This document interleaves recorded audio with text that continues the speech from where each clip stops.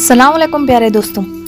इस ज़माने में अरब का दस्तूर ये था कि जब इनके यहाँ कोई बच्चा होता तो देहात से आने वाले दाइयों के हवाले कर देते थे ताकि देहात में बच्चे की नशोनुमा बेहतर हो और वो खालिस अरबी ज़बान सीख सके। दाइयों का काफिला मक्का में दाखिल हुआ। इन्होंने इन घरों की तलाश शुरू की जिनमें बच्चे पैदा हुए थे। इस तरह बहुत से दाइयाँ जनाब अब्दुल मुत्तलिब के घर भी आईं।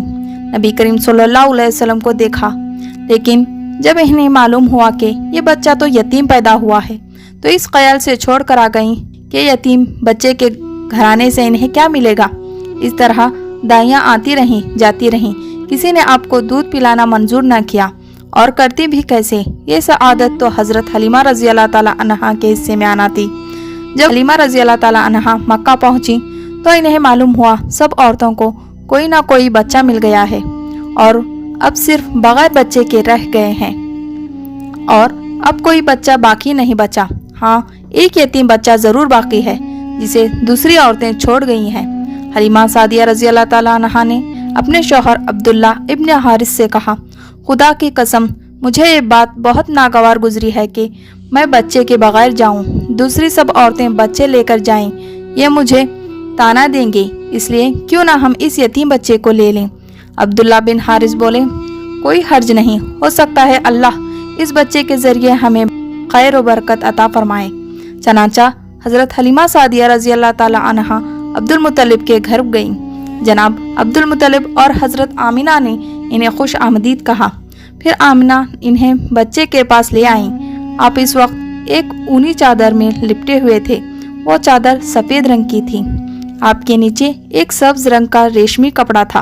आप सीधे लेटे हुए थे। आपके सांस की आवाज़ के साथ मुश्क की सी खुशबू निकलकर फैल रही थी। हलीमा सादिया रज़ी अल्लाह ताला अन्हा आपके हुस्न व जमाल को देखकर हैरत ज़दा रह गईं। आप इस वक्त सोए हुए थे। इन्होंने जगाना मुनासिब न समझा, लेकिन जो ही इन्होंने प्यार से अपना हाथ आपके सीने पर रखा, आप मुस्कुरा रहे और आंखें खोलकर इनकी तरफ देखने लगे। हज़रत हलीमा सादिया रज़ी अल्लाह ताला अन्हा फरमाती हैं, मैंने देखा आपकी आँखों से एक नूर निकला जो आसमान तक पहुँच गया। मैंने आपको गोद में उठाकर आपकी दोनों आँखों के दरमियानी जगह पर प्यार किया। फिर मैंने आपकी वालिदा और अब्दुल मुत्तलिब से इजाज़त चाही। बच्चे के लिए काफिले में आई। मैंने आपको दूध पिलाने के लिए गोद में लिटा दिया तो आप दाईं तरफ से दूध पीने लगे। पहले मैंने बाईं तरफ से दूध पिलाना चाहा, लेकिन आपने इस तरफ से दूध ना पिया।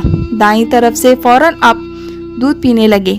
बाद में भी आपकी यही आदत रही। आप सिर्फ दाईं तरफ से दूध पीते रहे। बाईं तरफ से मेरा बच्चा दूध पीता रहा। फिर काफिला रवाना हुआ।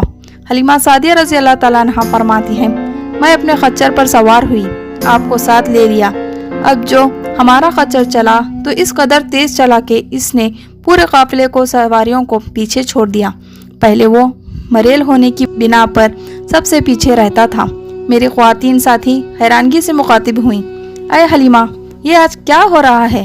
तुम्हारा खच्चर इस कदर तेज कैसे चल रहा है? क्या ये वही खच्चर है जिस पर तुम आई थी और जिसके लिए एक एक कदम उठना मुश्किल था? जवाब में मैंने इनसे कहा, बेशक ये वही खच्चर है। अल्लाह की कसम इसका मामला अजीब है। फिर ये लोग बनु सैद की बस्ती पहुंच गए। इन दिनों ये काफिला खुश्क और कहत ज़दा था। हलीमा सादिया रज़ी अल्लाह ताला अन्हा फरमाती हैं, इस शाम जब हमारी बकरियां चर कर वापस आईं तो इनके थन दूध से भरे थे, जबकि इससे पहले ऐसा नहीं था। इनमें से दूध बहुत कम और बहुत मुश्किल से निकलता था। हमने इस दिन अपनी बकरियों का दूध दोहा तो हमारे सारे बर्तन भर गए और हमने जान लिया कि ये सारी बरकत इस बच्चे की वजह से है। आसपास की औरतों में भी ये बात फैल गई। इनकी बकरियों बदस्तूर बहुत कम दूध दे रही थीं। गर्ज हमारे घर में हर तरफ हर चीज़ में बरकत नजर आने लगी। दूसरे लोग ताज्जुब में रहे।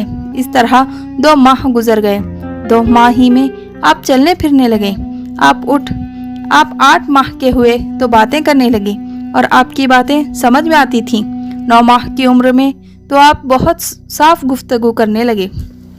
इस दौरान आपकी बहुत सी बरकत देखने में आई। हलीमा सादिया फरमाती हैं, जब मैं आपको अपने घर ले आई तो बनु साद का कोई घराना ऐसा ना था जिससे मुश्क की खुशबू ना आती हो। اس طرح سب لوگ آپ سے محبت کرنے لگے۔ جب ہم نے آپ کا دودھ چڑھایا تو آپ کی زبان مبارک سے یہ الفاظ نکلے، اللہ تعالیٰ بہت بڑا ہے، اللہ تعالیٰ کے لیے بے حد تعریف ہے اور اس کے لیے صبح و شام پاکی ہے۔ پھر جب آپ صلی اللہ علیہ وسلم 2 سال کے ہو گئے تو ہم آپ کو لے کر آپ کی والدہ کے پاس آئے۔ اس عمر کو پہنچنے کے بعد بچوں کو ماں باپ کے حوالے کر دیا جاتا تھا۔ ادھر ہم آپ کی برکات دیکھ چکے تھے، ہماری آرزو تھی کہ ابھی آپ کچھ اور مدت ہمارے پاس رہیں۔ چنانچہ ہم نے اس بارے میں آپ کی والدہ سے بات کی، ان سے یوں کہا، آپ ہمیں اجازت دیجیے کہ ہم بچے کو 1 سال اور اپنے پاس رکھیں۔ میں ڈرتی ہوں کہیں اس پر مکہ کی بیماریوں اور آب و ہوا کا اثر نہ ہو جائے۔ جب ہم نے ان سے بار بار کہا تو حضرت آمنہ مان گئیں اور ہم کو پھر اپنے گھر لے آئیں۔ جب آپ کچھ بڑے ہو گئے تو باہر نکل کر بچوں کو دیکھتے تھے، وہ آپ کو کھیلتے نظر آتے، آپ ان کے نزدیک نہ جاتے۔ ایک روز آپ نے مجھ سے پوچھا، امی جان کیا بات ہے، دن میں میرے بھائی بہن نظر نہیں آتے؟ آپ اپنے دودھ شریک بھائی عبداللہ اور بہنوں انیسہ اور شیمہ کے بارے میں پوچھ رہے تھے۔ حلیمہ رضی اللہ تعالیٰ عنہ فرماتی ہیں، میں نے آپ کو بتایا وہ صبح سویرے بکریاں چرانے جاتے ہیں، شام کے بعد گھر آتے ہیں۔ یہ جان کر آپ نے فرمایا، تب مجھے بھی ان کے ساتھ بھیج دیا کریں۔ اس کے بعد آپ اپنے بھائی بہنوں کے ساتھ جانے لگے، آپ خوش خوش جاتے اور واپس آتے۔ ایسے میں ایک دن میرے بچے خوف زدہ انداز میں دوڑتے ہوئے آئے اور گھبرا کے بولے، امی جان جلدی چلیے ورنہ بھائی محمد ختم ہو جائیں گے۔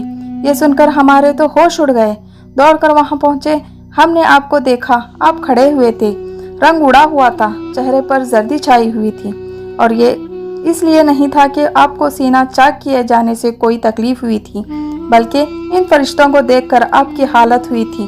حلیمہ سعدیہ رضی اللہ تعالیٰ عنہ فرماتی ہیں، ہم نے آپ سے پوچھا کیا ہوا تھا؟ آپ نے بتایا، میرے پاس 2 آدمی آئے تھے، وہ سفید کپڑے پہنے ہوئے تھے۔ ان دونوں میں سے ایک نے کہا، کیا یہ وہی ہے؟ دوسرے نے جواب دیا، ہاں یہ وہی ہیں۔ پھر وہ دونوں میرے قریب آئے، مجھے پکڑا اور لیٹا دیا۔ اس کے بعد انہوں نے میرا پیٹ چاک کیا اور اس میں سے کوئی چیز تلاش کرنے لگے۔ آخر انہیں وہ چیز مل گئی، وہ انہوں نے اسے باہر نکال کر پھینک دیا۔ میں نہیں جانتا وہ کیا چیز تھی۔ اس چیز کے بارے میں دوسری روایت یہ ہے کہ یہ وضاحت ملتی ہے کہ وہ سیاہ رنگ کا ایک دانہ سا تھا۔ یہ انسان کے جسم میں شیطان کا گھر ہوتا ہے اور شیطان انسان کے بدن میں یہیں سے اثرات ڈالتا ہے۔ حلیمہ سعدیہ رضی اللہ تعالیٰ عنہ فرماتی ہیں، پھر ہم آپ کو گھر لے آئے۔ اس وقت وہ میرے شوہر عبداللہ بن حارث نے مجھ سے کہا، حلیمہ مجھے ڈر ہے کہیں اس بچے کو کوئی نقصان نہ پہنچ جائے، اس لیے اسے اس کے گھر والوں کے پاس پہنچا دو۔ میں نے کہا ٹھیک ہے۔ پھر ہم آپ کو لے کر مکہ کی طرف روانہ ہوئے۔